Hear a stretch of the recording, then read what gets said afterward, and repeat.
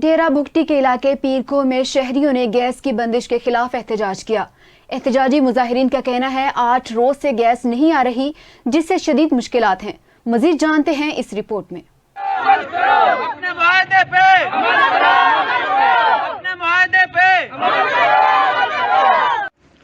ڈیرہ بگٹی کے شہر پیرکو میں احتجاج۔ ڈیرہ بگٹی پیرکو ٹاؤن میں گیس کی بندش میں شہری سراپا احتجاج۔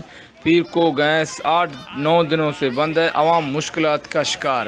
بنیادی انسانی حقوق کے طلبگار، قدرتی وسائل سے مالا مال سرزمین کے غریب باسی سوئی گیس، سی پیک اور سندھ کے مالک گیس، پانی، بجلی اور تعلیم کی بنیادی سہولیات سے محروم ہیں۔ اپنے معاہدے پر